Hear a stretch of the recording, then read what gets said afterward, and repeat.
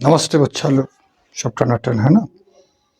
आज हम लोग फंक्शन जहाँ तक पढ़े थे लास्ट क्लास में, तो उसके आगे आज हम लोग पढ़ेंगे। और फंक्शन में आज हम लोग टाइप्स ऑफ फंक्शन पढ़ेंगे। मतलब जो रूल बताए थे, rule f which associates every element of a with unique element in b, तो उस रूल के बारे में कितना तरह का वो रूल हो सकता है वो आज हम लोग पढ़ेंगे। तो सबसे पहला हम लोग पढ़ते हैं, हेडिंग क्या देंगे बोगा, टाइप्स ऑफ फंक्शन या टाइप्स ऑफ फंक्शन। पहला में आता है constant function.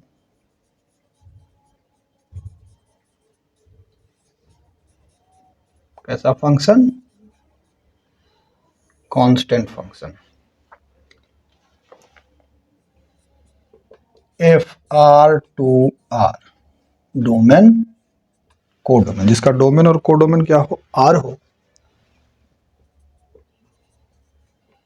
It's said to be a क्या, कांस्टेंट फंक्शन। कैसा function? Constant function if f x is equal to c for every x belonging to R. X का कुछ भी वैल्यू डाल दो, सी क्या है, कांस्टेंट है, तो ये कैसा फंक्शन हुआ, कांस्टेंट फंक्शन। इसका डोमेन क्या हो जाएगा, आर, और रेंज क्या हो जाएगा इसका, सी। ऑब्वियस सी बात है, डोमेन इसका क्या हो जाएगा, आर, और रेंज क्या हो जाएगा इसका, सी। कोई डाउट है? देख लीजिए ध्यानपूर्वक टनाटन। नेक्स्ट हमारा फंक्शन आ जाएगा identity function.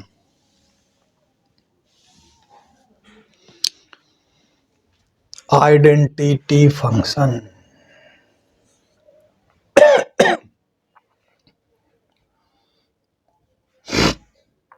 a function fr to r,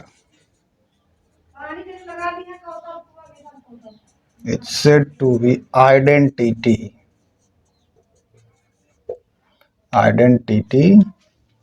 function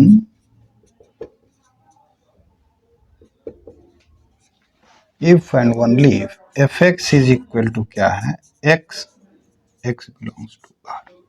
ये कैसा फंक्शन है हमारा, आइडेंटिटी फंक्शन। इसका भी देख लीजिए, डोमेन क्या होगा, डोमेन क्या है, आर है, और रेंज क्या हो जाएगा, वो भी आर हो जाएगा। एक्स का जो वैल्यू आप पुट करेंगे वही उसका रेंज हो जाएगा। रेंज और डोमेन दोनों क्या है, सेम ही। ये तो पोलिनोमियल फंक्शन में आ जाएगा, f x is equal to a naught plus a one x plus a two x square plus dot dot dot a n x n is called polynomial function. यहां भी देख लीजिए, इसका डोमेन क्या होगा, एक्स का कुछ भी वैल्यू आप पुट कर सकते हैं, और कोडोमेन भी आर हो जाएगा। चलिए बच्चों, नेक्स्ट हमारा क्या है, एक्सपोनेंशियल फंक्शन। नेक्स्ट हमारा क्या है,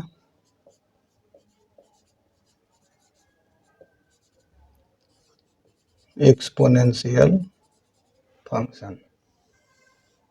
एक्सपोनेंशियल फंक्शन किसको कहेंगे, तो y is equal to a to the power x where a greater than 0 a not equal to 1। a जहां क्या है, पॉजिटिव है, और a 1 के बराबर नहीं है, इसको कैसा फंक्शन बोलेंगे, इज कॉल्ड एक्सपोनेंशियल फंक्शन। आप देखो ये f जो होगा एक्सपोनेंशियल के लिए, डोमेन क्या हो जाएगा, r। x का कोई भी वैल्यू हम लोग यहाँ पुट करेंगे, y उसके लिए क्या होगा, रियल और डिफाइंड होगा ना।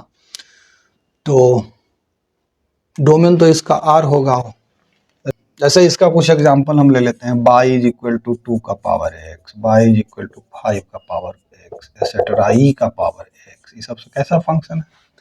एक्सपोनेंशियल फंक्शन है। एक्चुअल में यहाँ जीरो के बराबर तो नहीं होगा। जैसे एक्स अगर टेंड कराएंगे हम माइनस इन्फिनिटी, तो ये टेंड करेगा जीरो, तो जीरो टू इन्फिनिटी इसका रेंज हम लोग कह सकते हैं। इसका रेंज क्या होगा? Zero to infinity. ठीक है, ये सब कैसा फंक्शन? Exponential function. अब आ जाइए लोगरिथमिक फंक्शन। कैसा फंक्शन?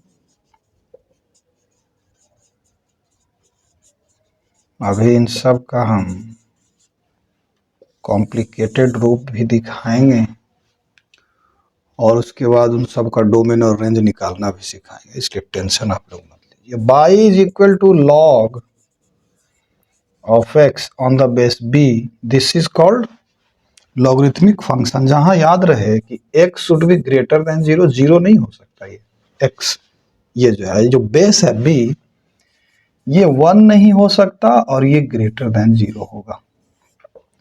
यानी कि 0 से 1 के बीच में बेस हो सकता है, या 1 से बड़ा हो सकता है, 1 के बराबर नहीं हो सकता। बस यही है। तो इसको कैसा फंक्शन हम लोग बोलेंगे? Logarithmic function. तो यहाँ पर में x का ऑब्वियस सा बात है, x ग्रेटर देन जीरो, यानी कि इसका डोमेन क्या हो जाएगा? डोमेन तो greater than zero, equal to भी जीरो नहीं, तो पॉजिटिव रियल नंबर। ठीक है, इंटीजर ही सिर्फ क्यों भाई, बी अब 1 से 2 के बीच का वैल्यू भी हम ले सकते हैं, तो ये पॉजिटिव इंटीजर हो जाएगा, ना कि अच्छी सॉरी पॉजिटिव रियल नंबर हो जाएगा, ना कि पॉजिटिव इंटीजर हो जाएगा। ठीक है, फंक्शन रेशनल फंक्शन में हम लोग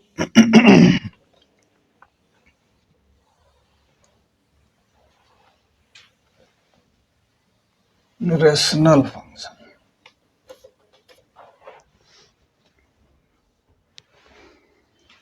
रेशनल फंक्शन जैसे सपोज कोई फंक्शन हो p x y q x, where p x and q x are function of x itself, तो इसको कैसा फंक्शन बोलेंगे? This is rational function provided q x not equal to zero, q x not equal to zero, यानी कि इसका domain क्या हो जाएगा? r minus those values of x for which q x is equal to zero. तो यानी कि यहाँ क्या लिखे? दोज वैल्यूज यहाँ इंक्लूड करेंगे, हटाएंगे, जिसके लिए डिनोमिनेटर हमारा क्या है? जीरो के बराबर है, तो ये हमारा डोमेन हो जाएगा। और रेंज क्या होगा वो तो प्रॉब्लम के अनुसार पता चलेगा कि रेंज क्या होगा, है कि नहीं? ठीक है, उसके बाद फिर आ जाइए मॉड्यूलस फंक्शन, या इसको एब्सोल्यूट फंक्शन भी बोलते हैं। मॉड्यूलस फंक्शन क्या हो जाता है?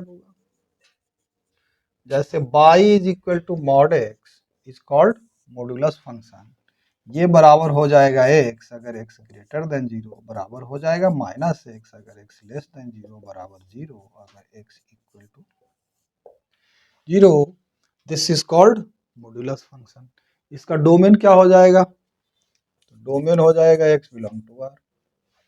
और रेंज क्या हो जाएगा भैया? तो रेंज तो इसका ऑब्वियस सा बात है, जीरो से लेकर के इंफिनिटी तक के चले जाइए, जीरो भी हो सकता है, इंफिनिटी भी हो सकता है, क्योंकि इसके बाहर जो भी निकलेगा वो क्या होगा? पॉजिटिव होगा। तो इसलिए इसका डोमेन क्या हो जाएगा? आर। आप रियल नंबर कुछ भी डालिए इसमें, लेकिन रेंज इसका क्या हो जाएगा? जीरो टू इंफिनिटी, जहां जीरो पर क्लोज्ड इंटरवल होगा। उसके बाद फिर आ जाइए आप ट्रिगोनोमेट्रिक फंक्शन। तो ट्रिगोनोमेट्रिक फंक्शन जानने के लिए आप लोग सीधा सीधा कहाँ घुस जाइए पता है? चले जाइए हमारा ट्रिगोनोमेट्री वाला जो सेक्शन हम पढ़ा चुके हैं, कंप्लीट ट्रिगोनोमेट्री, उसमें जाइए, पता चल जाएगा। A function involving trigonometrical ratios sin, cos, tan, etc. is called trigonometric function। जैसे एक फंक्शन ट्रिगोनोमेट्रिक और इनवर्स ट्रिगोनोमेट्रिक का हम डिस्कस कर देते हैं, जैसे y is equal to sine x, this is trigonometric function. अब कहोगे कि इसका डोमेन क्या होगा? तो x बिलोंग्स टू r। इसका रेंज क्या हो जाएगा? तो हम बता चुके हैं साइन एक्स का वैल्यू कहां से कहां के बीच लाई करता है? -1 से 1 के बीच में ही लाई करेगा। तो इसका डोमेन तो ऑल्दो आर है, लेकिन रेंज -1 से 1 के बीच में ही रहेगा। ये हो गया हमारा ट्रिग्नोमेट्रिक फंक्शन। अब इनवर्स ट्रिग्नोमेट्रिक का सब का रेंज अलग अलग होगा, डोमेन अलग अलग है। तो वो आप हमरा जो इनवर्स ट्रिग्नोमेट्रिक फंक्शन हम पढ़ाए हैं ट्रिग्नोमेट्रिक सेक्शन में, उसमें जाकर के आप देख सकते हैं, क्योंकि इस पर डिटेल में हम वहां बताया हूं, तो उसमें आप जाकर के देख सकते हैं। एक हम डिस्कस कर देते हैं, y is equal to sine inverse x. यहाँ एक्स का वैल्यू यानी कि डोमेन इसका क्या होगा, तो एक्स का वैल्यू कहां से कहां के बीच लाई करेगा, -1 से 1 के बीच लाई करेगा। और इसका रेंज क्या हो जाएगा, सोच समझ करके जरा सा सोचिए, 1 मिनट का हम समय दे रहे हैं, सोचिए इसका रेंज क्या हो जाएगा। जैसे डोमेन तो एक्स का वैल्यू कहां से कहां, -1 से 1 के बीच में लाई करेगा। इसका रेंज क्या हो जाएगा,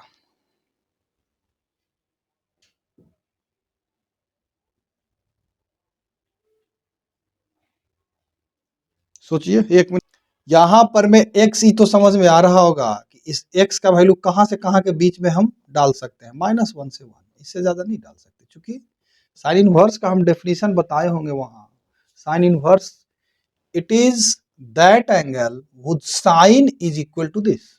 तो उसके अनुसार एक्स का वैल्यू -1 से 1 के बीच में ही लाई कर सकता है, और इसका रेंज जो हो जाता है -π/2 से π/2 के बीच में।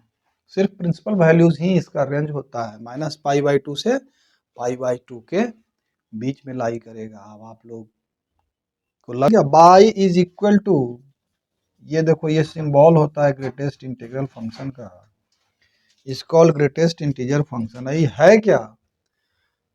तो यहां x का कोई भी फ्रैक्शनल वैल्यू डालिएगा, लेकिन बाहर ये क्या निकलेगा, इंटीग्रल निकलेगा। जैसे सपोज हमने x का वैल्यू डाला 1.7, ग्रेटेस्ट इंटीजर, इससे जस्ट पहले वाला इंटीजर हमको आएगा, तो इसका वैल्यू क्या हो जाएगा फिर y बराबर 1, है ना। अगर x का वैल्यू हमने डाल दिया -1.7, तो इससे ठीक पहले वाला इंटीजर क्या है, -2, तो y बराबर -2 हो जाएगा। इसको बोलते हैं ग्रेटेस्ट इंटीजर फंक्शन। इसमें इसका डोमेन क्या हो जाएगा, x का कोई भी वैल्यू आप डाल सकते हैं, लेकिन रेंज जो होगा, रेंज जो आएगा इसका क्या आएगा, आर, सॉरी आर नहीं, मतलब अब इसको क्या कहें भाई, पॉजिटिव नेगेटिव इंटीजर से लेकर के पॉजिटिव इंटीजर तक आएगा। तो माइनस, सॉरी एन माइनस से लेकर के एन प्लस तक जाएगा इंटीजर, या जेड माइनस से लेकर जेड प्लस तक जाएगा। नेगेटिव इंटीजर भी हो सकता है, positive is equal to, this is called signum function where this is equal to 1 if x greater than 0 बराबर -1, x less than 0 बराबर 0 for x equal to 0। This is called signum function. Obvious सी बात है, इसका range -1 से 1 होगा, और domain तो भैया कुछ भी हो जाएगा, r डाल दीजिए, डोमेन इसका क्या हो जाएगा, r हो जाएगा। तो ये सब कुछ रूल हमको डिस्कस करना था, हम डिस्कस कर दिया हूं। अब कुछ ही सब के ऊपर में प्रॉब्लम हम लोग डिस्कस करेंगे, और उससे पहले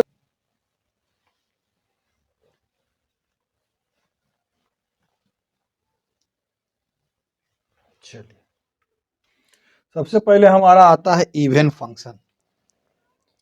इवन या स्पेशल टाइप का सब फंक्शन है।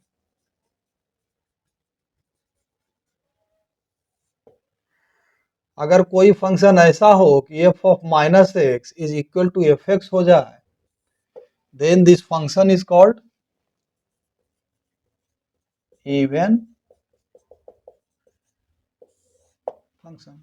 इस फंक्शन को हम लोग क्या बोलेंगे बउआ, even function. Very good, no problem. Odd function, ये तो इवन फंक्शन हो गया। ओड फंक्शन सीधा सीधा बस परिभाषा याद रखना, उसी से काम चल जाता है। अगर f ऑफ -x बराबर आ जाए -fx, तो ये कैसा फंक्शन हो गया, ओड फंक्शन हो गया।